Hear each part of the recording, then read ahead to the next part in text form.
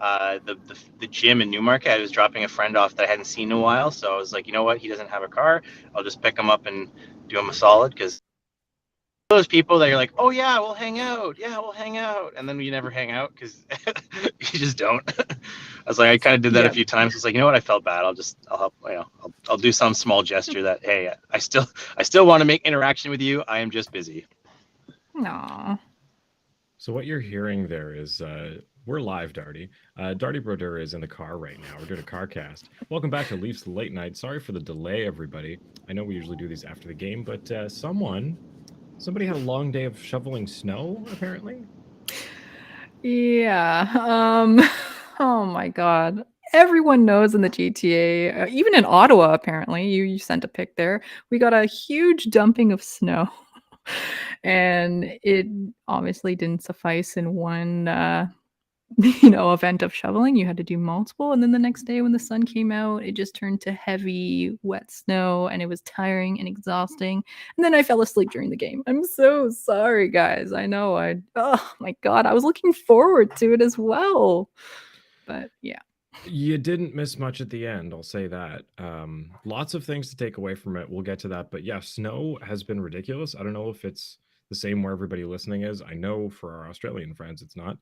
But Yeah. my street in particular, I I don't know how to describe it other than I can't see out of my driveway because the snowbanks are really tall, and it's like that for the whole street. Like it's Same insane. here. Yep. Look out the window, you just see white. And yeah, my arms, my back, they still hurt. Like I'm still recovering here. But I can't imagine for Darty. I think you're in the north end now, like near Keswick or something. You guys must have had a shit ton of snow. Oh yeah, it's so funny. You said my arms, my back, and all of a sudden my mind went to my neck, my Yeah. back, but then I also went to my back is broken, Yeah. spinal. So we're getting a little bit of two vibes going on here, but yeah, it was pretty bad. Except that Darty lives a very privileged life, and that his driveway is very small now in comparison to his old driveway, and all four cars are on the driveway. So the amount of snow I had to shovel was minimal Nice. because they took up the entire space, which is not something Darty has ever experienced in his life. I have consistently lived in the sticks with dirt roads, and shoveling was the most atrocious thing. But I'm not gonna stand here and be like, oh, back in my day, or Darty had it rough or anything. It's just I hate shoveling. So like now in my new semi-domestic life, like it was nice to know that oh, it's just like someone's like, okay, go shovel the pathway. I'm like, that's great because the pathway is only like maybe a couple of yards, like it's not like I have to travel like an entire kilometer worth of fucking shoveling just to get out of my driveway, like it's thank God. Did you also walk to school uphill both ways in like 6 feet of snow back in your day? Back in my day, just to get a comic book, I'd have to walk like 5, 6, maybe 10 clicks. I don't remember anymore. To the general store. I'd steal money from my mom's fucking bowl of Uh-oh. change, get like $5, scrounge up enough for a Bongo Simpsons comic, and maybe, just maybe, enough for like a Jolt Cola. All right, so Nice. wearing my Thomas Caberlet jersey. Yes. You know what? And with the mention of Thomas Caberlet, let's get to the Leafs. Welcome back to Leafs Late Night, where it's never Hi, too this late is for Mike the Leafs. Ross, public address announcer for your Toronto Maple Leafs, and this is the Leafs Late Night Podcast, your post-game destination. And now, your starting lineup: Roscoe, the Fanalist, Southey, Beaner, and Darty Brodeur on the Leafs Late Night Podcast. Everything is awesome. Everything is totally fine. I'm not projecting positivity into the world at all, because we definitely need it right now. Welcome back. I'm your host, Roscoe, joined by Steph the Fanalist and Darty Brodeur, as you have heard already. So without really getting into the nitty-gritty of the game, to start here, the alarm bells are going off on Twitter, in the media, I'm sure on Facebook, and everywhere you can express your opinions. It is discourse about the Leafs, and it's not good. So unfortunately, I know you fell asleep, but to run you through the things that happen in this game, first period, extremely physical. We see JT get absolutely mowed down twice within like 2-3 minutes. Matthews blocks a shot in the first period, hitting him on the inside of the knee. He luckily came back. I think if it wasn't the end of the first, it was in the second. And then in the third period, we have, or no, I think it was in the second even, O'Reilly blocking a shot, hitting his finger. I think it was from even Matthews, so it wasn't on purpose at all. And he was seen in the arena with a splint on his finger, which we now know is broken, with no timetable for return. So that is not one, not two, but 3 centers that are now less than 100%, and that's putting it lightly. Ugh. Yeah. I watched the first. Okay. This I know. game was hot and heavy. Like, I mean, people were all over the ice. Luke Shin coming back in his return not too long after trade deadline in the opposite dressing room. And then we're so excited about Matt Murray returning, right? Is he going to put on a Mrazek performance or a Murray performance? Hey, I tweeted out game day tweet, and I accidentally put in a Mrazek gif, and someone called me out on it, and I was still seeing stars from shuffling, I swear. So so yeah, that's where that came from. But yeah, man, like seeing Luke Shin throw his weight around and everyone, I guess, helping out. But I noticed a lot of penalties too, right? Like Toronto with 3 penalties in the first period, Vancouver Jake with McCabe 2. casually going to the box for 17 minutes, which Oh I've my never God. seen before. Like the guy, if I'm remembering this correctly, because I apologize. I was planning on doing one that night, so I didn't take notes on this. Somebody was hit, and Shen jumped in, and Bunting jumped in, and then McCabe finally comes in and starts the fight. So he gets an instigator. Do you have the penalty in front of you? I think it was instigator, fighting, and a 10-minute Yep. misconduct. Yep. So first it was for fighting, then 10-minute misconduct, like you said, and instigator. Yeah. Like I listened to this and the commentators were just like, "Oh, are they pulling this out of their ass sort of thing?" Because first minute we're getting a 2-minute or 5-minute major, and then it turns into like 17 minutes off the bat. Yeah, it wasn't until the second period that Jake McCabe came out of the box, which is insane because the Leafs were playing short already. It's just, yeah, super fun. Yeah. And another thing I noticed in the first that they mentioned was that, the Leafs have not scored more than 1 power play goal yet this season in a singular game. Huh. I did not realize this. They also, on a positive note, haven't been shut out in like 130 something games. They have the NHL record for most consecutive games with a goal. That's insane. That's this entire year and most of last year that they haven't been shut out. Mm-hmm. Yeah. And also, Thatcher Demko coming back. This is his 3rd game back after sitting majority of the year, right? This guy hasn't played, and he's coming off a 5-4 win in Dallas and then a 2-1 loss, posting a .944 save percentage.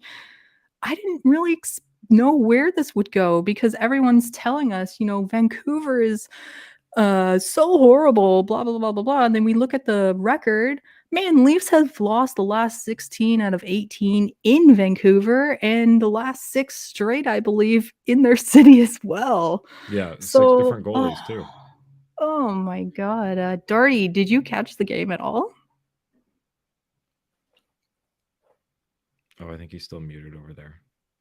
All right, people's how the game's going based on the retweets and the tweets. All right, because that first period obviously was pretty fucking hot for the Leafs in a positive way. But no, I was actually thinking in the top of my head, like earlier on Twitter about Murphy's Law. But I was gonna say there's got to be a new law called Dubas's Law, which is acquisition goes uninjured. All right. Right. That's Dubas's Law for you, okay? Fuck, can we not catch a break with our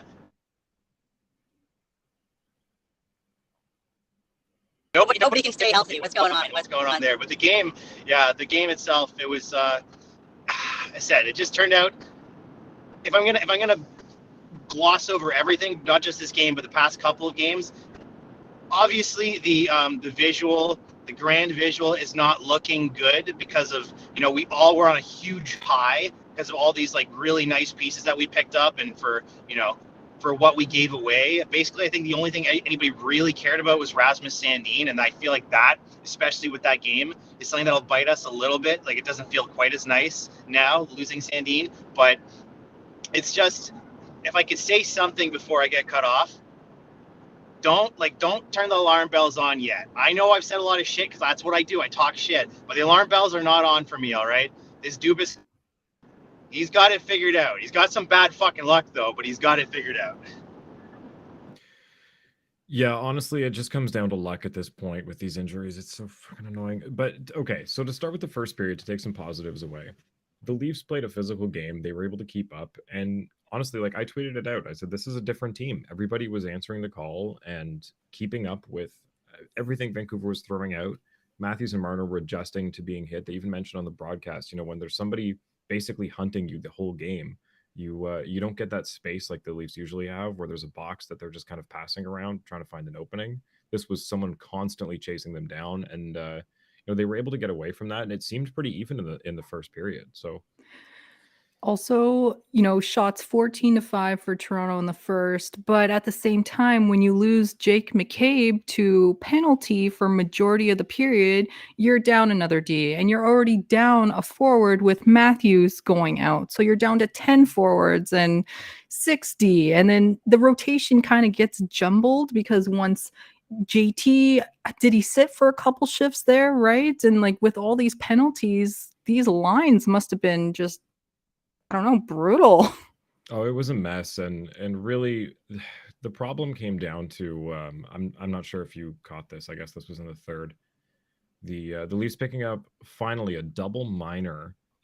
They get 4 minutes to try to open this game up. It was tied 1-1, and twice in 44 seconds, Vancouver scores a shorthanded goal. This was just abysmal. It was like a lot of people throwing this on Morgan Riley. I personally, Darty brought it up. We traded Sandin for Gustafsson. I know Gustafsson has an offensive upside. He had a hat trick against the Leafs this year, but Yeah. that's almost half of his entire goals for the year, so that's a little skewed.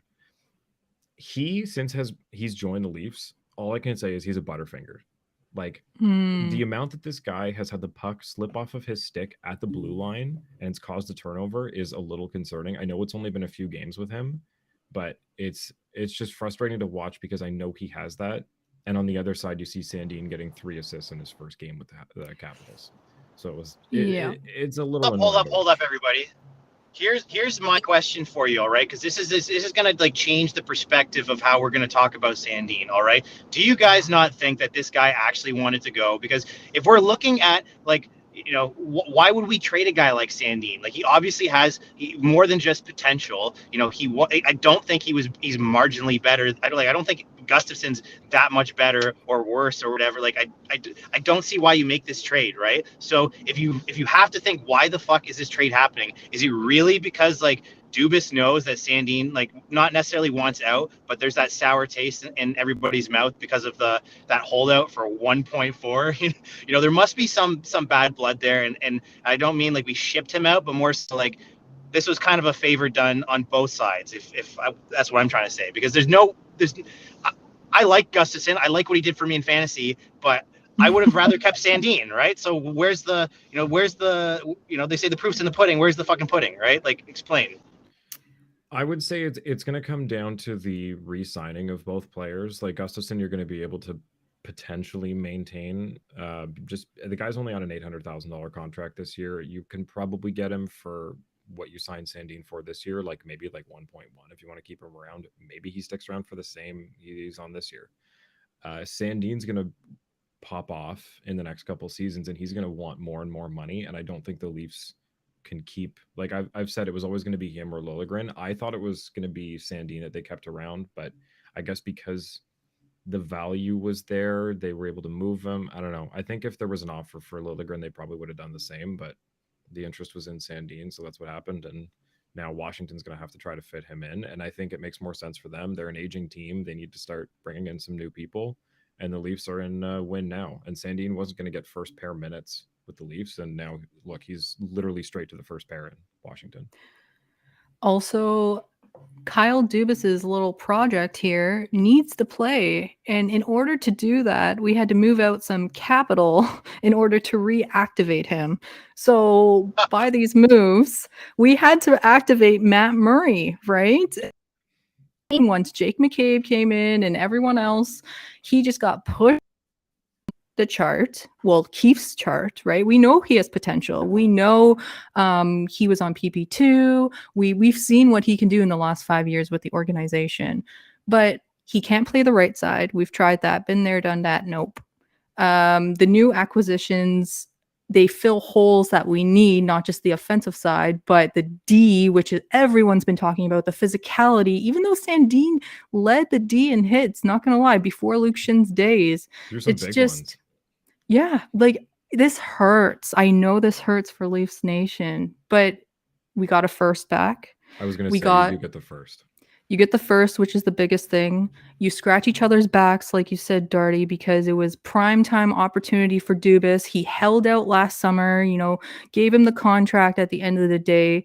Now he's doing well, even though he missed some training camp. Sandin fully said it's been a rough start, like it's been a low start, but we immediately acquire someone who leads the team in points for defenders and has power play, opportunity like off the bat because he ran Washington's power play unit. So it's tough to see the Butterfingers happen with Gus right now because you want that hole to be immediately filled. You don't want any mistakes, but people have to realize we're pretty much plugging a newbie on every single line after trade deadline here on the road. The Leafs and Vancouver game was the third game in 4 nights or whatever it was, or 3 nights, or it's just been a lot. And I don't know. It hurts, but at the same time, it was time. Yeah, and look around. Tampa's on a 5-game losing streak. I don't know if you guys saw this, but Kucherov, Point, and Stamkos were benched for the entire third period. And then the next game, they get shut out 6-0 to Carolina. So, I mean, if you want to sound the alarm bells here, it's not like everything is honky-dory on the other side of this round 1 matchup, and nothing's going to change. Like, they could really both go on a couple game skid here, and it's still going to be the two of them. But it just goes to show that this is going to happen. I'd rather people playing well, but maybe a little banged up before the playoffs, and hopefully they're all back, than like your top line cracking under pressure right now, because that seems weird for Tampa, especially defensively. They're collapsing. So I don't know. This is kind of the better of the two. It seems like Matthews is okay. JT will be back in a few, hopefully, fingers crossed. O'Reilly's the one that I just don't know. Yeah, and just my last point on Sandin, the guy always wanted ice time, and it wasn't going to happen in Toronto, unfortunately. And I don't know, I feel everyone's still complaining on Twitter, and I saw your tweet there, Darty, too. You said he was a piss baby. I saw that. But I don't know. Now we have a new guy. I'm honestly utterly shocked that we have Shin and McCabe. Like, I thought if Dubas was out to get a player like that, it would have been one, not both. I know. And of course, the report comes in. He was swinging on Erik Karlsson, but of course, the price was way too high. Oh, yeah. Yeah. Okay, so PK continued to be good in the first. I'm just looking through things I tweeted. Oh, fucking Kevin Bieksa, first intermission, is like, Matthews could be fine, but something like that could also be a really small MCL tear. It's like, don't put that out in the universe, you dick. That's just, we don't need that. Yeah. But the cool thing was when what was it that happened? Was it when O'Reilly went down, something happened that they moved Tavares, Marner, and Matthews onto one line together. I think it was because Matthews, it was when he came back out after he was hurt. he came back out onto the wing, and Tavares and Marner were already out there. So it was like the $33 million line for the first time Wow. in 5-on-5. So I thought that was pretty cool. Go ahead, Darty. I'm glad you're actually looking at the screen. I really Yeah. appreciate that. No, So I I saw have you. parked now, so there's no more illegal interaction on the show. I am the first thing I want to say is that I want to congratulate Bieksa for getting his degree at WebMD University. All right, and second, I also want to say I did not call Sandine a piss baby, but I might have retweeted it. So Yeah. those are not my words. Whoever came up with the term piss baby, like, geez, there's always something new I can add to my vocabulary. Yeah, there's definitely some scary moments out there, but I'm glad that Johnny brought that up about that Tavares Matthews and was it Tavares Matthews Marner line? Yeah. It's like lest we forget that we still have some of the best players in the NHL, regardless if they're going through a slump. And so sometimes all it takes is just got to change, rearrange the equation, and things can, they don't always look great. But the thing is that is possible. Now, I'm going to jump forward in the conversation, but you don't have to refer to it right now. But talking about rearranging equations, unfortunately, I don't think everybody's very happy when they have to rearrange the equation by putting Kerfoot on the first line. But, c'est la vie, I guess.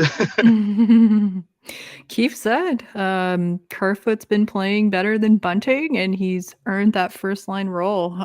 We all know Keith sees all, but at the same time, it's like you see the lineup, and you're like, what the hell?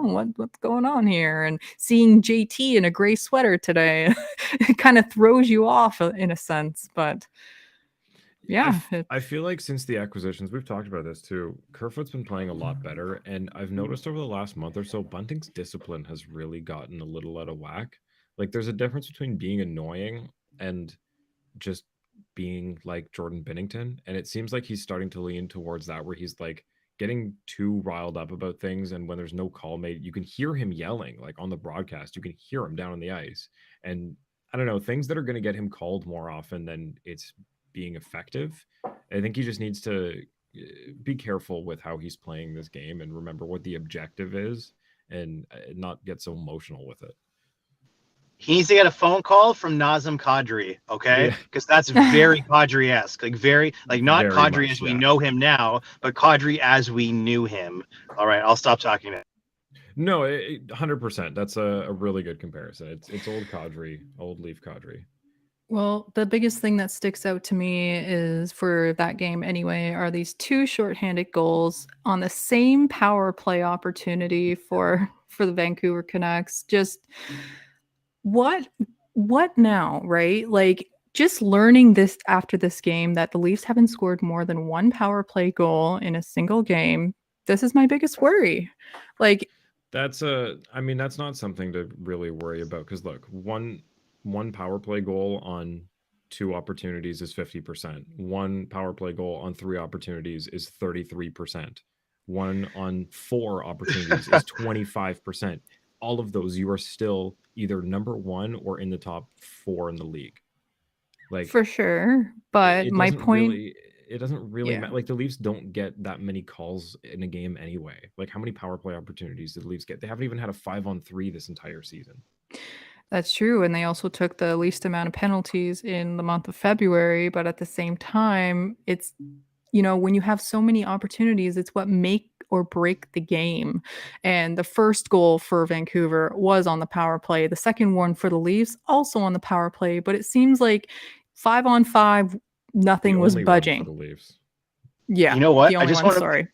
I just want to point out that I honestly love our Uncle John's bathroom reader version of fucking, fancy statistics or fancy facts about the Leafs. Like, these are the worst possible, records that the Leafs could have, Like, it's just like nobody wants to know this, you know what I mean? Like,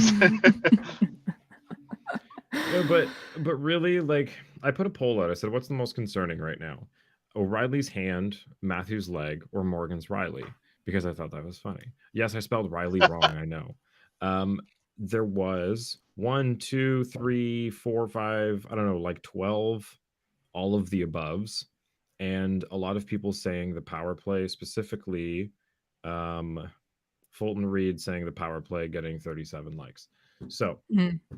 a lot of people think between, I mean, there were 700 votes, so power play would still probably be up there. Morgan Riley being number one, closely followed by O'Reilly's hand and the power play. So Who's I mean, surprised by a Leafs defenseman taking a fucking shit kicking? You know what I mean? From the fans. That's yeah, ever since, I mean, since I was a kid, McCabe and Caberlet, and then Gardner, like there's always somebody, right?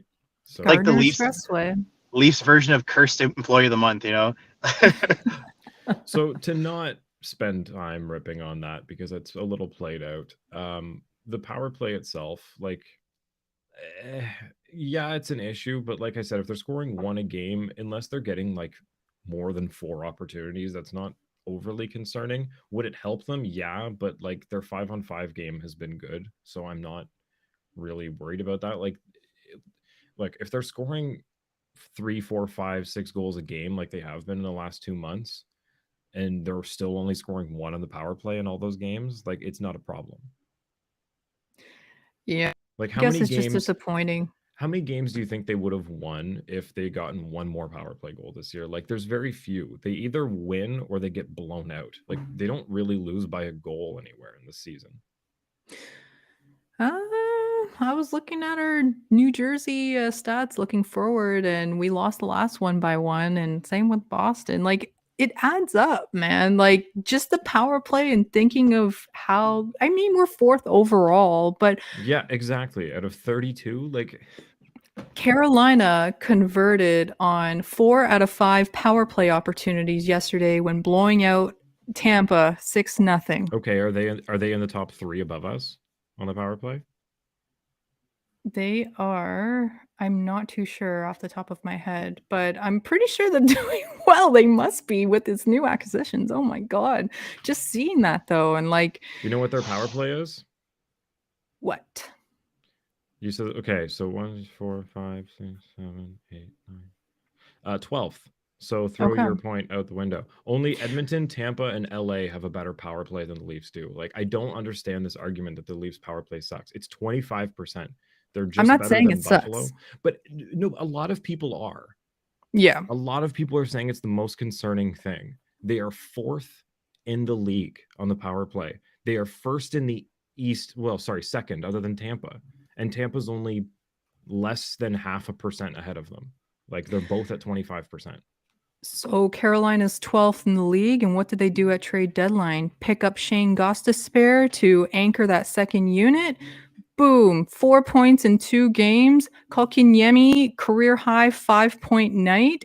4 of those points came on the power play. Like it's just crazy how these fixtures will like impact your team in this aspect. So as Leaf fans, I think the expectation is a little high because we have these bigger names, and you know, And one yeah. of them has a broken finger, and one of them got whacked in the head, and one of them got a shot to the knee. If you give a couple games for this to work, these guys are going to have the best power play, like even better than Tampa, and that's all they Yes. need to be. And they're barely Agreed. worse than them. Go ahead, Agreed.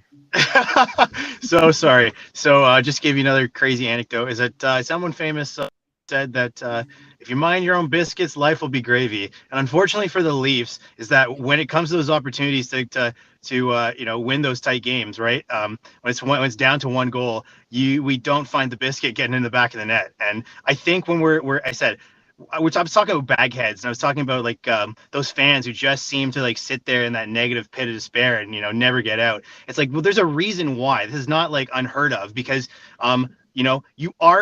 people say you are what your record says you are. Okay, yes, we are 4th, but another record we have is fucking disappointing failure. All right, it's not coming through when we need it, and the one time we need to see it, unfortunately, it sucks. Are those stupid bullshit games that come down to those one goal, regardless of whether we're playing a bottom feeder or a good team. And if we can't see that in the regular season, how the hell are we supposed to expect that from them in game 7? I know it sounds crazy. I know it sounds like I'm shouting at the clouds, but it's true. How can we expect that of them when the fucking time comes? All right. My coaches throughout the years of playing fucking pee-wee sports to high school football, they constantly always tell you, because I know this, because I was a shit player and I probably have more splinters on my ass from riding pine than anything else. I know this because the term is practice how you fucking play, all right? And if the regular season is just practice, then win those fucking games. Holy shit. Us, Ah. bitch. Yes. Girl, please. Yell that So to the sorry for everybody's audio, but that's like I don't want to be a baghead. I don't want to be that guy that's constantly shitting on the Leafs. But I understand the fury. I understand your pain, and I understand why people are telling Morgan Riley, calling him the new Jake Gardner, because we want to see them do it in the regular season, even though we know they're chintzy games or bullshit games or bottom feeder teams.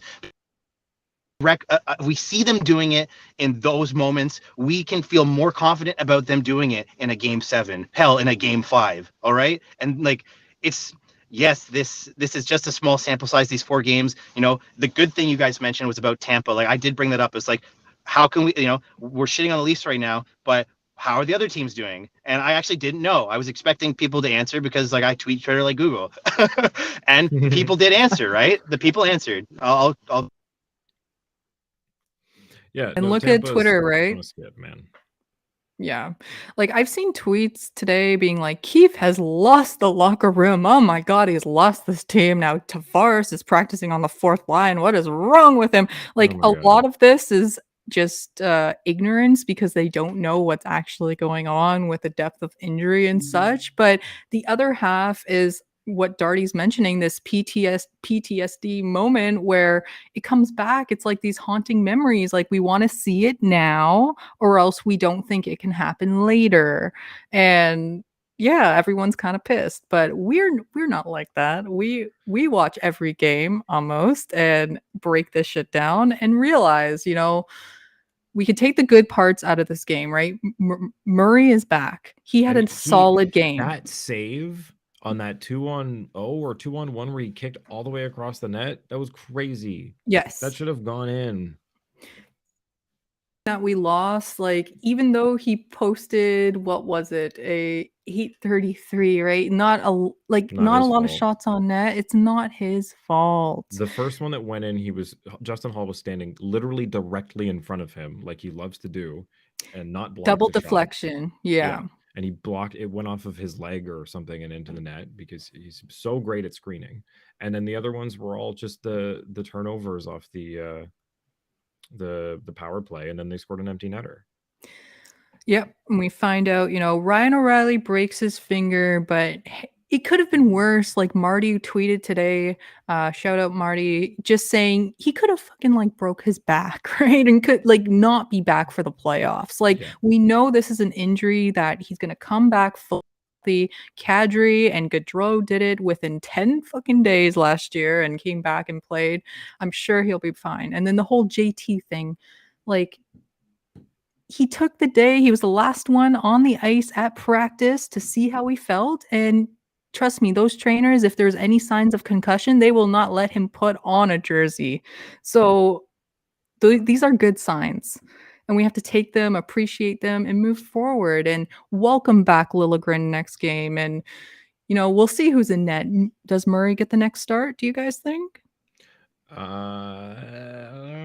a tough one, actually. I mean, I think because of how long there's been between games, like, why not? Sammy clearly was playing a little hurt, waiting for Murray to come back, so. Yeah. And also just a plus for the Vancouver side of it all. This game, Quinn Hughes becomes the fastest defender in NHL history to reach 200 assists, just beating out, Brian Leetch, Bobby Orr. He did it in 263. Brian Leetch did it in 264. Wow. Good for him. Yeah. And the feel-good story about all of this, by the way, is that the Leafs are continuing their good charity and allowing the Vancouver Canucks to have a wonderful victory over, you know, the big bad Leafs. You know, everybody, anytime they play the Leafs, it's like, hey, it feels great to be the Leafs, huh? Well, you know what? We did them a fucking solid because they're dumpster fire of a team, and they're idiot of a fucking management, Aquilini, they have something to look forward to. I saw the rings out there from Costco on Twitter. All right, so enjoy your win, fellas. Because I'm sorry, shout out to Nucko from Nux Memes, but you fucking suck. So there you go. And another thing too, right? Luke Shin, his wife's giving birth in the next, like any second now. So they left him behind and actually rented out ice for him to practice on and left a trainer back with him. Like the Leafs are very dedicated to get all of their new players to gel with this team. Like leaving back a trainer with him, like wow, like I was shocked to hear that. But moving the other plus side, Holmberg and Steve called up. Holmberg obviously played his way into this roster before trade deadline, and he's shown us what he could do. Like, I was pretty confident in Kampf and Holmberg as our bottom six centers. We got to this point in the season thanks to, the buds before trade deadline. I think Steves, for example, is going to light a fire under everyone's butt, just bringing this fast pace game like up to speed, because it feels like the Leafs haven't been up to speed, right? And like they need like a little kick in the who were they playing the other day where it was like they were constantly losing every race to the puck? Like I forget who one of their opponents was. Calgary? Yeah, it was Calgary, where it was like every time they were going for it was like, guys, how are you losing every foot race for this? I know you guys aren't slow. Like what's going on? So just somebody to get them back up to speed really would be nice. Last thing I want to say about the power play, though, because I'm still looking at this thing. Fun fact, Edmonton, who has the best power play in the league right now at just under 32%, has had 226 power play attempts, which is second to Ottawa only. The Leafs, however, have had 35 less power plays at 191, putting them 19th of 32 in the league. So anybody complaining about the power play, they're fourth for percentage, like ninth or seventh for actual power play goals, and they're 19th for opportunities to do so. Okay. So shove it. I know Morgan Riley's not playing well offensively right now, or maybe defensively too, but everybody else is picking up the slack. Yeah. Well, it was evident when we had the 5 forward power play as well. It worked, and then it didn't work when it didn't. Like, it's nice to have that mix there. But now that we have, all year the Leafs have been battling injury and this adversity, and we're here for a reason. And now we get to use a new bud, Lafferty plugging in on the second line at center, right? This was a capability as a plus coming to the Leafs, right? You can't happy birthday, by the way. And happy belated birthday, Sam Lafferty. Was it today? Or was it today or was it yesterday? No. Yeah. But it's nice to have an extra center option, and then they trust him enough to plug him on the second line. Like that's and it's not Kerfoot, right? Like Kerfoot's still on the first line, left wing. Yeah. Okay, so we got to go to questions because we got a bunch of them and we're going to run out of time. So first one, Zach Nelson pulled up the picture from the broadcast where they showed the Leafs lost 5 straight in Vancouver. So Michael Hutchinson, here, you know what? I gave you guys Hutchinson. See if you can name the other 4 goalies that the Leafs have lost their last 4 games to Vancouver with. Shalgren? No. Oh. Mrazek? Yep.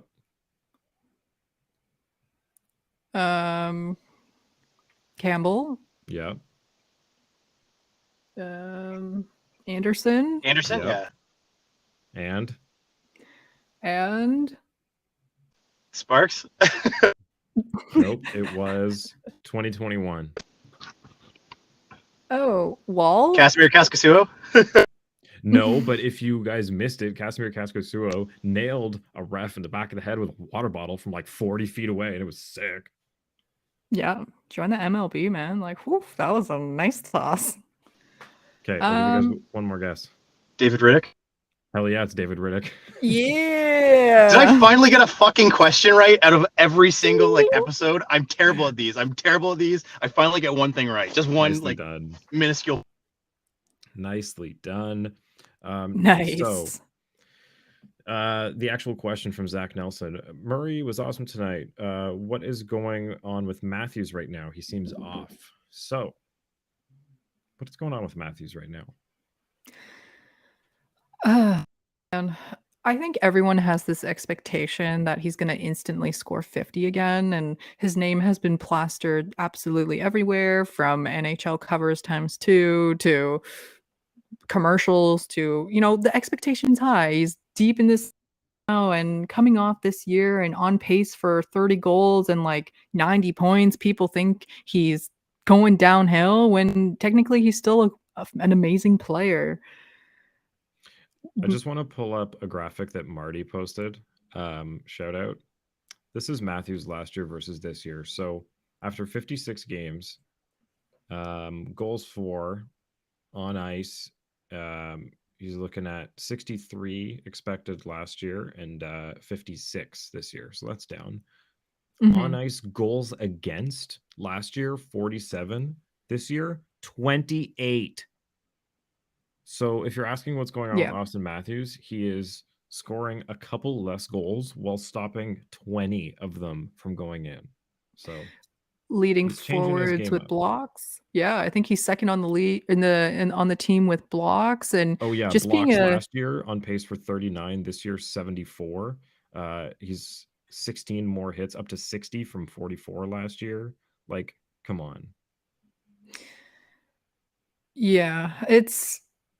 Sure, he had 11 more goals last year at this point, but really, like, you've spread that out. Marner's scoring more. JT's back on his game. Willie's on fire this year. Like, they can spread this out while he can make everybody's lives hell. And I love it.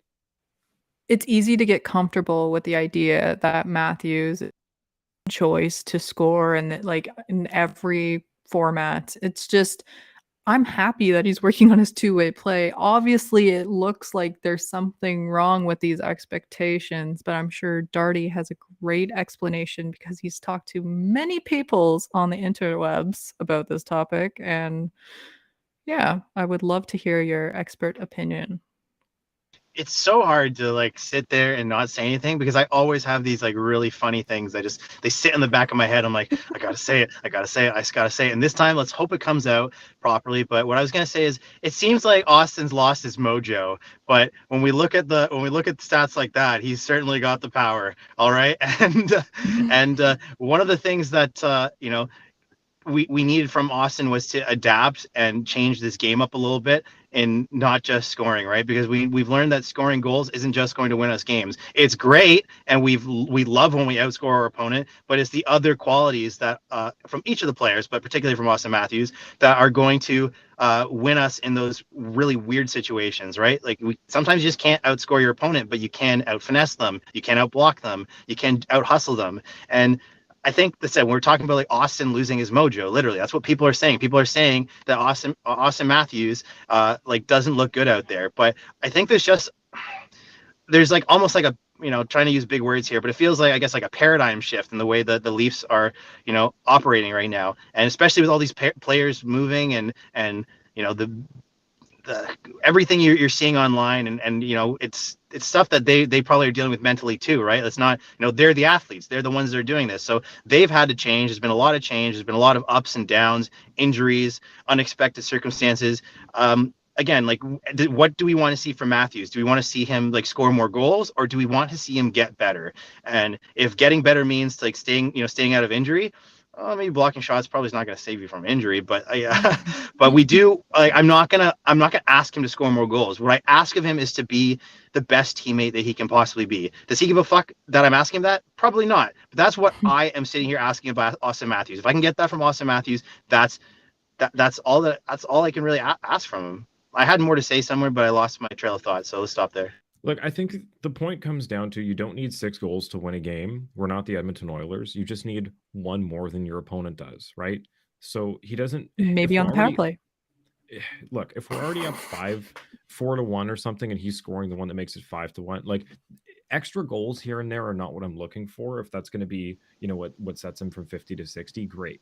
But really, what's the difference maker this year is, can you stop the other team from scoring those important goals? And can you score the important goals when we need them? And I have not thought that's been lacking from Matthews' game this year. Like whenever they need a goal, these guys have come up clutch when they need to. It's not like I'm sitting there when it's a 1-goal game, like, oh my God, nobody can score every single time. There's been the odd time, yeah, but that's the game. Like I feel like running away with games is not really like, yeah, it's fun, but it doesn't get you any more points than just winning by a goal does, right? So as long as you can stop the other team from scoring more often, like it's 6-1 to me. I also want to point out too that Austin Matthews is very close friends with Justin Bieber, and anybody who's been, all those hip cat attention to TikTok, you fellow rascals, rapscallions paying attention to your TikToky. There's a lot going on with that old Hailey Bieber and that Nicki Minaj said it best, that you got to keep an eye out for Selena. All right, so if there's anything that could be possibly on Austin Matthews' mind right now, I know he's a young lad. He's into the social medias and whatnot, so I'm sure that's probably up there too. So I gotta tell him, just like the Canadian government right now, delete the TikTok, buddy. All right, you got to keep keep your eye off of Selena. All right, keep your eye on the fucking puck. All right, keep your stick on the ice and keep your head up. There you go. It's funny you say that, because coming into this year on his slow start, many people on Twitter was like, he has a new girlfriend this year. Maybe he's spending way too much time with his girlfriend, buds, but that's speculation, of course. Yo, gotta keep an eye out for Selena is like the best quote you've dropped in the last month. What a throwback. Okay. Mike the Fanatic asks, what does Dubas do with Morgan Rielly this summer? Seriously, Rielly for JT Miller? The decor looks so much better with Rielly out than ever have with him in the lineup. So disheartening, because I absolutely love Mo as a person. And Scott, Poet Scotia, following up, very fair question. He's not been right since coming back. Temporary? If not, then what should the Leafs do? Steph, you want to start it? Just thinking in a management perspective. I'm not them. I just think they are not even going to touch Morgan Rielly whatsoever until the time is coming, like near the end of his contract. He's going to be a forever Leaf, in my opinion. And what do? I don't know. We just have to prepare for playoffs, get him used to multiple D partners, right? Seen the Hall show during Vancouver. Who was it? Brody, and then now he's being really, like, the pairs are all over the place. I don't see the Leafs ever getting rid of Morgan Rielly, but that's just my opinion. Darty, take it away. I've been trying to say this all day. When it came to Morgan Rielly and like the hate and vitriol, which I have been a part of, just because, like, man, I really wanted this guy to be the captain of the Leafs a long time ago, and I just feel like there is some carryover attitude from the Leafs that he grew up with. The ones where he was sitting in the locker room while Phil Kessel was saying, what was he talking? He's talking to what the fuck's his name again? That short. No, not Fanuff. The coach. Was it? Good one, Randy. Good one. Randy Carlisle. Randy. Yeah. Oh, that. See, Morgan Rielly was in that dressing room. You can see him in the back of the video, and I feel like there's some carryover, like maybe depression or disappointment from, like, every year we fall short, right? And he really has gotten away with murder. All right, like he's best friends with Jake Gardiner. I've seen these guys. I creeped them one time. They happened to show up to my work, and I was like, look at these guys. And they're like shaking hands, all buddy. They seem like a couple cool lads. So I'm like, this Morgan Rielly fellow. All right, he is an amazing defenseman. And again, if we're talking about someone who lost their way, who lost their mojo, it's Morgan Rielly. And I know he has it still, unless there's some injury we don't know about, right? All these guys are hiding something. But Morgan Rielly, I have given Justin Hall so much leeway that even though I've been chirping Rielly, even though I've been saying some bad things, I take it all back. All right. I want nothing but the best for Morgan Rielly, especially because he is healthy on paper. We just got to help him get his mojo back. So if everybody can finally, like, don't listen to old me of 5 hours ago when I tweeted some probably mean shit about Morgan Rielly. Listen to me now when you're listening to this episode, and let those positive vibes. All right. Because yes, I want to fucking, throw this guy through the screen sometimes, because it just seems like, especially after that one quip earlier in the season, it's like, oh yeah, it's real easy to ignore the fans yelling shoot. Yeah, well then why don't you just shoot the fucking puck? All right, like if you're aware of it, then don't be a little brat. Don't be that kid who's like, I'm not gonna do it. Just fucking go out there. You know what to do. Hammer down, boys. So if we're talking about Morgan Riley, we need to help this guy get his mojo back. I'm not 100% happy with him, but I'm sending out all the positive vibes because he's the only guy we got. He is our number one. He is our Victor Hedman. And, I don't even think Victor Hedman's doing that great. So let's take what we let's not take what we have for granted. All right. I feel bad for shitting on him. We do take him for granted. I take him for granted, and I'm sorry.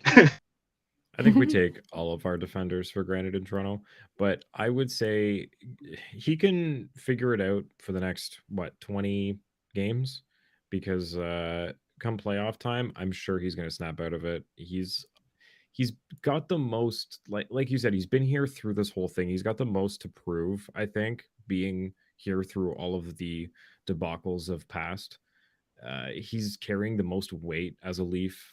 Like, I don't know. I feel like now with everything in the right place, granted all these guys have to come back healthy, but I feel like this is a time where he's really going to pull it together. I don't know. I hope so.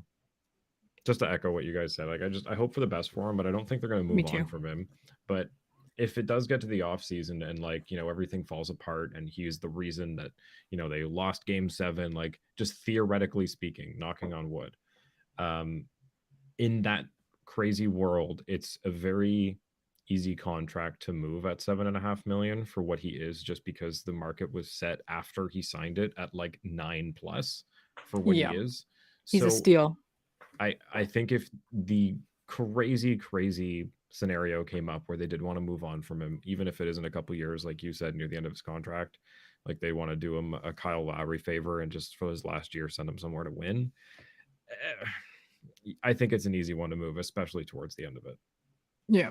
And the sad part is someone's getting a steal, right? Because it's also the Leafs curse. Like there's multiple like cursed things that we have, and one of the Leafs curses is that our players who are so they've got that dark cloud over them and nothing can go right, all of a sudden they go somewhere else, like say Nazem Kadri, and they just somehow are lights out and just put us to shame, right? So and that would be the perfect example. I know he's a little bit I guess older now. How long has he been in the league? For an entire decade, if not more.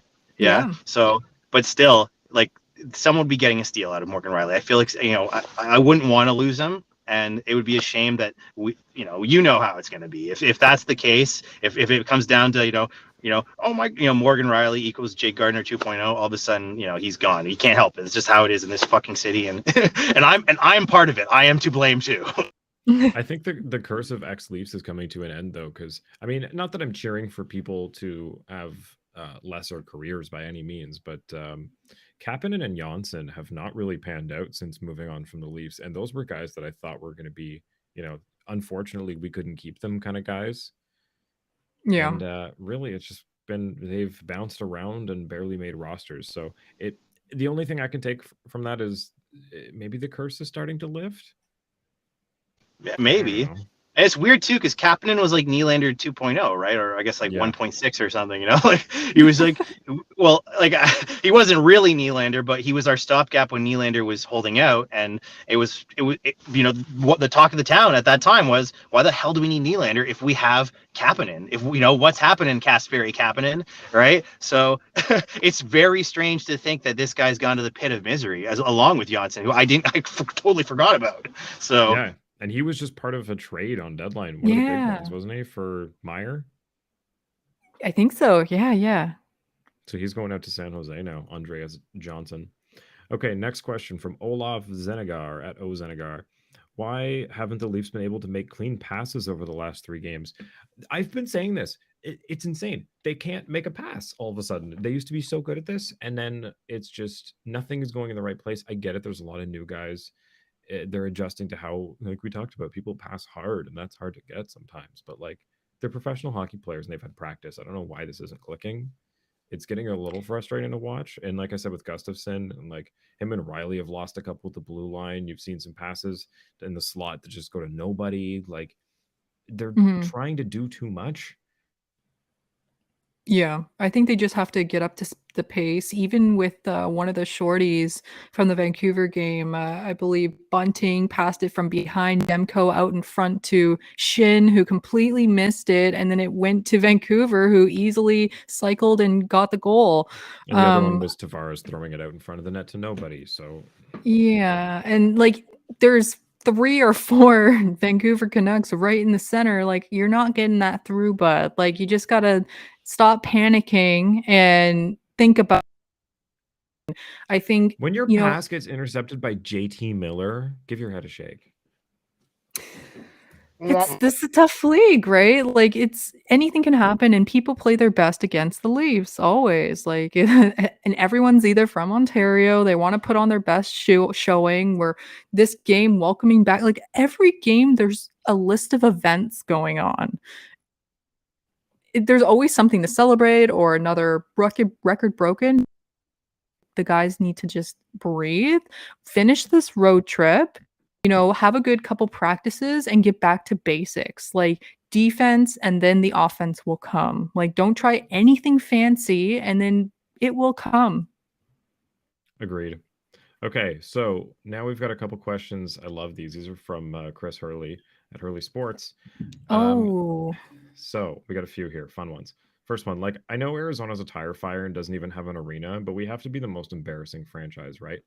And for anybody who is familiar with like Dungeons and Dragons out there, it's like the Leafs don't just miss, they roll a natural 1 when they lose. So for reference, like what that means is you have a 20-sided die. And if you roll it and you get a 1, say you were trying to like fire your bow, instead of just missing, the bow snaps and hits you in the face and you do damage to yourself. Like it's the worst possible thing that could happen because you rolled the lowest possible thing. Like I feel like that's what it is with the Leafs. They can't just lose a game. They'll win, everything's fine, they'll dominate a couple games, they'll win, oh that one was getting a little close, and then the next game it's like people trip over their own sticks. It's like, what is happening? How are you a completely different team than last week? I just love rolling that 1 on the D20, Buddy, and then rolling it again. What is it though they call it? It's like roll for misery or something. When you have to roll 1, you roll 1, you got to roll again, and then that happened to me so many times. It's like, yeah, I guess I'm getting fucking wrecked today. Never playing that game again. Yeah, it's just the Leafs know how to lose in an embarrassing fashion. I don't know. It's the frustrating thing is, and the also silver lining is, it's 2 points either way. You can win by, like I said, you can win by 6 goals, you can win by 1. It's still 2 points. You can lose by 6, and you can give up 2 shorthanded goals. It's not like, you lose any points for it. Like it just looks worse to everybody watching the game. There's always something, right? Or Justin Hall gets activated by putting 2 tampons in his nose, like something fucking random, and it becomes a headline. So Heart of a champion, right? Yeah, but in a couple of weeks, this is just going to be a game that they lost, and we're going to be more focused on the timeline for O'Reilly coming back. Is Tavares back up to speed? And which goalie is in net? Like these things aren't going to be a conversation in a couple of weeks, especially heading into the playoffs. It's just really, really, really annoying coming down the stretch to lose a game like this. Again, shout out to the Tampa fans at Inside the Rink, because my God, they've been screaming. Leafs? I can't imagine what it's like over there. Leafs fans just really, really want to have their cake and eat it too. And I know people say they always say you can't have your cake and eat it too. The stupidest old-fashioned archaic statement. But the truth is, the reason that we want to is because everybody else seems to.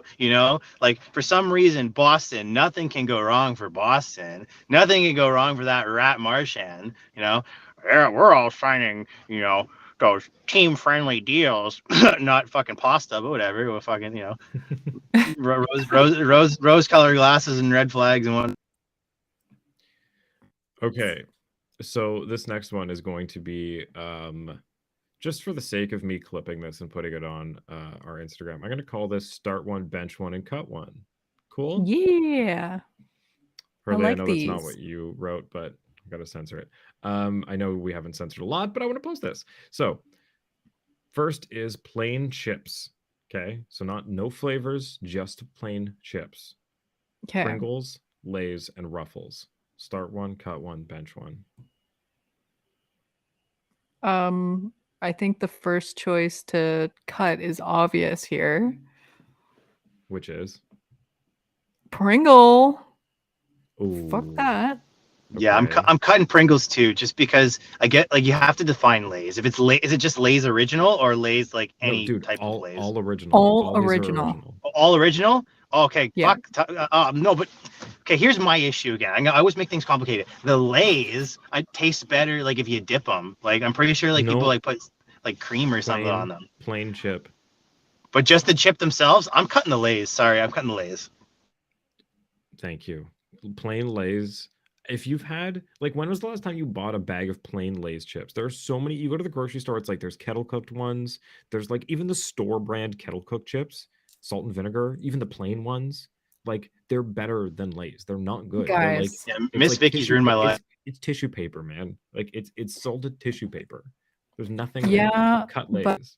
they hit the spot when you're mowing and you're downing a bag like myself. The plain Lays are easy to eat and they don't friggin' stab you in the mouth like agree a with ruffle.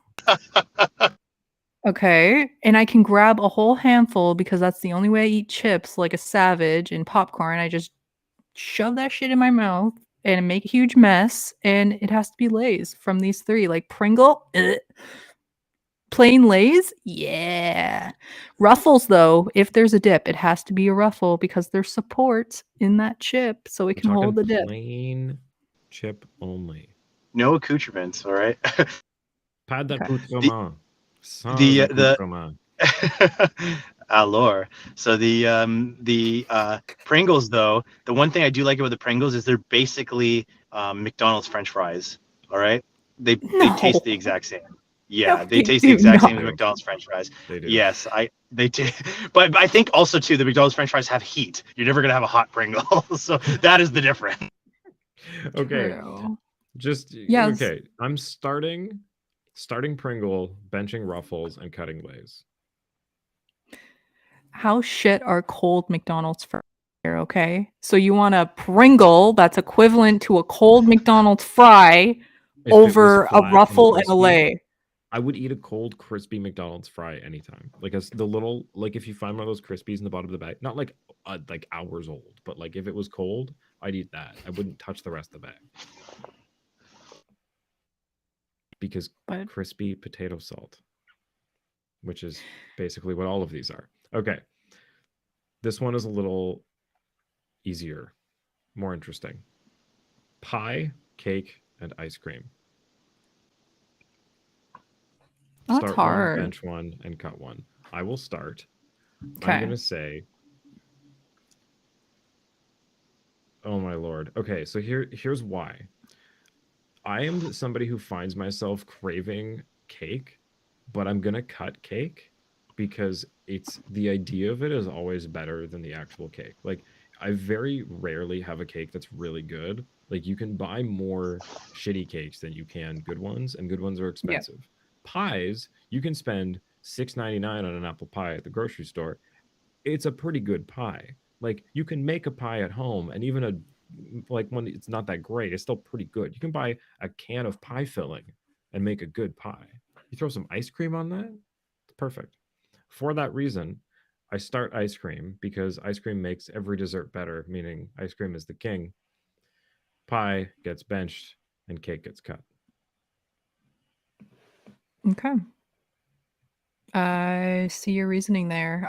This is hard for me because I do not have a sweet tooth. I'm a sweet person. I'm really like I'm not picky. I just don't want it. Like I can eat apple pie, but I'm not really enjoying it because I'd rather have like sorbet. I like fruity sorbets. I'm not like a huge ice cream lover either. So if it's like a mixed fruit sorbet, would love that, but ugh. Ice cream DQ is king. cake. Yeah, DQ cake over everything. Every birthday it has That's to be mostly ice DQ. cream. That's the only cake I'll go for. I can eat all cake, but fave is DQ. Just That's- talking about cake. That's an ice cream cake. Which proves my There's point too that ice much. cream makes every regular dessert better. Ice cream is king. Kawartha Dairy, please sponsor us. I like Treats of Pizza too from Treats of GQ. pizza. Again, it has ice cream. Yes. So ice cream wins for me as well. Thank you. Cake Darty. and pie. Oh yeah, don't which know. one between cake and pie? I have to go cake to eat around the crust as well. I like the filling. I'm not a big crust person. Sorry, so which one are you cutting? Pie. This is Sorry, I hard. could not make sense of your reasoning, whether it was good or bad. Okay. I like them all, guys. I just rather not. Treats of Pizza. Okay, from Darty, GQ. and then we'll do favorite pies and we'll sign off. All right. You ever like I feel like my thoughts are so loud sometimes that like I'll be sitting there like you guys are talking and I'm just thinking about like pie, pizza. Oh, is my wife calling? And then I'm like thinking about it like holy fuck, my mic was on. Was I talking? So I do apologize if I was like just randomly like blurting out. I don't know. My thoughts felt so loud because I got lost in the pie. I got lost in the sauce. All right. So, but while you guys were Do going you hear on, the I was baby crying? I'm outside in my car, so I can't, but maybe my spidey senses are tingling. But yeah, I was like really lost in my thought about like pie and cake and chores. And if I had to choose one, like I have to start pie. I love pie. I love all kinds of pie, even apple pie, which I think can be very basic and boring sometimes. I'll choose that, especially if it's hot, like a hot apple pie from like McDonald's or like fresh out of the Pie's gotta be hot. baked by your your grandmama or something like that. But or your grandpa. I know someone's grandpa was a damn good pie maker too. All right, he made a really good pumpkin pie. I like pumpkin pie. Some people don't, but you gotta have the whip. All right, you don't have the whip. So I'm starting pie. I'm cutting ice cream only because I only like one or two flavors, and I usually find myself overeating it. I don't think I can have like I used to love like the idea of having 3 scoops, and I usually like at the end of the day I probably only need like the baby cup, and then I'm good. Anything more than that just seems like Me too. I'm like drinking milk, like a like chocolate, like like a lot of chocolate milk. You know what I mean? Like when you just drink too much of like flavored milk, you're like, just you want to throw up, or just any milk. So it's dairy challenge yourself. So it's Stop definitely lying. it's definitely start pie, benching cake. Because like cake's good, but you just I don't know, just get sitting on the bench, all right. And yeah, we're cutting the ice cream. I'm lactose intolerant and I picked ice cream as the winner. What does that say? Ice Yeah. cream is king. Okay, so pies. I have to say, because Darty just made me think about pies. My favorites. I said all pies have to be hot. All pies don't have to be hot. But No. pie, most pies are better when hot. But Some lemon meringue pie is fantastic, and it's not hot. Same with coconut cream pie. And butterscotch pie is really good. And I like all fruit pies: cherry pie, apple pie, strawberry rhubarb pie. sweet cherry pie. They're all good. Blueberry pie. My fave is lemon meringue. Never met a pie I didn't like. I don't know why, but I still say lemon meringue is lemon meringue just because I think it's funny because I just want to be purposely obtuse. Lemon meringue like is key really lime. good. And key Yeah. lime is good too. I like fruity. I do not. Okay, I'm not a picky person, guys. There's like enough things I can count on the top, like one hand that I hate in this world, and one of them is coconut. So What? coconut is out. I hate coconut with a passion. I can't even smell it. It smells like shit to me. So if you have coconut body wash, you smell like shit. Interesting. Okay, what about Steph is not in love with the cocoa. No. Well, not in love with the cocoa. What about yeah, cheesecake? no coconut here. Love Cheesecake's a dividing cheesecake. line. Love cheesecake. Okay, so if it's a dessert, I go for cheesecake, not cake. See, those are good. I like the ones, I know they're like Cisco, every restaurant has them, but those baked cheesecake that has like the chunks of stuff in it, those ones are really good at a restaurant. I like fruity. I like score. Caramelly, chocolatey, stuff like that. But So basically anything you can put on a cheesecake. yeah, pretty much. I lean more towards fruit cheesecake than chocolate. I don't know. I find like the chocolate. I don't know if it's the texture or the bitterness of it. Just doesn't. I mean, chocolate and cheese obviously go well together, but it's like the texture I find is a little strange. I don't like peanut butter with it for the same reason. I like dark chocolate and caramel sea salts with dark Ooh, chocolate. caramel sea salt's good, but I think it's the acid in the fruit goes well with it. You know, cuts some of the fat of the cheese instead of adding more to it with chocolate. I'm getting really molecular with this. I apologize. I'm just thinking about Darty, cheesecake now. favorite pie. In the words of the great Marty Zilstra, we are examining the minutia of this this topic. And my favorite pie, I definitely like a strawberry rhubarb. I don't know. I think that I think foods, I think smells and scents, like they can definitely bring you back to like a place of nostalgia. You know, if I want to be like Don Draper here, you know, talking about nostalgia. And I don't know what it is about strawberry rhubarb pie. I don't necessarily think it's the flavor. It just reminds me of a place of this one time when I was a young boy, and I had every single grandmother and associated grandmother in my life in my house. Like they all went like strawberry picking and I guess rhubarb picking, and then they wanted to make they wanted to use every single mason jar that imaginable to make jams and jellies and pies. And for an entire like week, I was eating pie and jam and jelly, and I was just in heaven. And that is where my problems with weight started. but no, just taking it back from I just want to be funny. But honestly, though, it's like, you know, it's as a kid, you just can't help yourself. You cannot stop eating. Like you're like, man, I don't recall a single day that week not having pie. It was so good. And like, I don't really eat that much sweets now anyways. Like every now and then I'll, you know, buy a La Rocca cake from the grocery store and destroy one of those, whatever it happens to be, like a chocolate truffle or something. But when it comes to pies, like, I don't really buy store-bought pies. I did choose pie over it though because of those memories, and because if I go to a family gathering, if it happens to be Thanksgiving or something, you know, the first thing on my plate is going to be that pumpkin pie. All right, and I know it's not for everybody. Like I love the strawberry rhubarb pie, I love the cherry pie, but there's a special place in my heart for that pumpkin pie. All right, so, and the whip, you got to have the whip. Whip.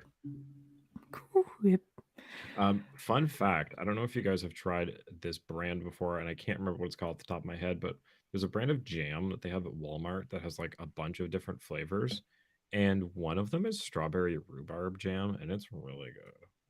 Nice. Never tried it. Highly reco. Please sponsor.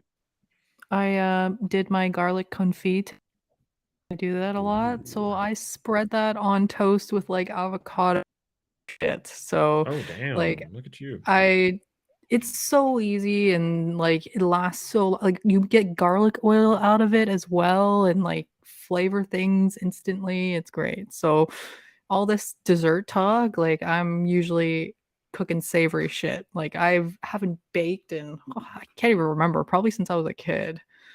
But I cook every day. Like, and I cook from scratch too. Like I hate store-bought shit and frozen shit. So well, I try with the spending means, but groceries are expensive, man. Oh my god. I had to cook 3 weeks in a row because I'm not a good chef. My chefery will kill people. Gordon Ramsay would never stay at my house. But I had to cook 3 weeks in a row. I know if there's people listening like, wow, Darty, you're a moron. People cook every day. But again, I preface this by saying, like, I am not the main chef in my house because people will die. But I cooked 3 weeks in a row because I screwed up and did not cancel my HelloFresh orders for 3 weeks. I don't normally use HelloFresh, but I got it because someone gave me free HelloFresh. And I was like, oh, that sounds like a cool idea. I'll start cooking because it seems simple. And I'm not trying to plug HelloFresh here. They're not paying us. And this is definitely not a good story for them, even though the food was great. But yeah, I kept getting those subscriptions. Like, God damn it, I thought I skipped it.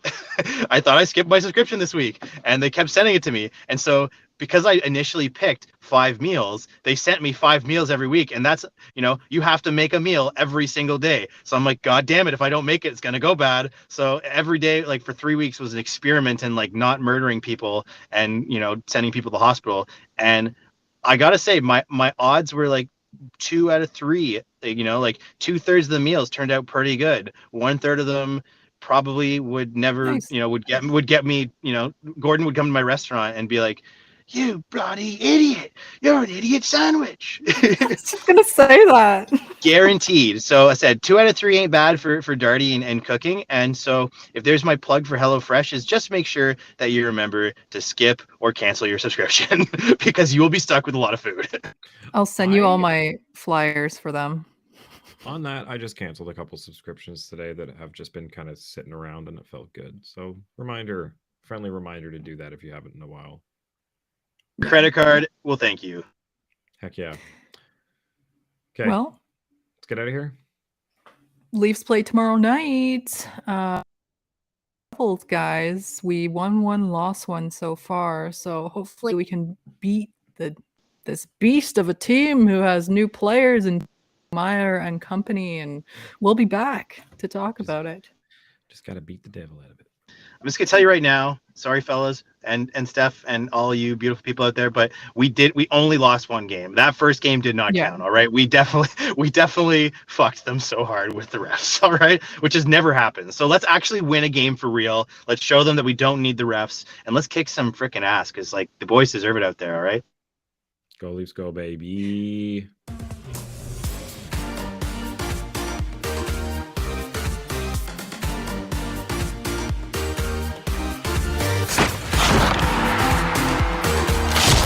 Follow us on Twitter and Instagram at Leafs Late Night, your night of post-game podcast. Available after every game on YouTube, Spotify, Apple Podcasts, Audible, and more. And follow me for more of that hot TikTok gossip.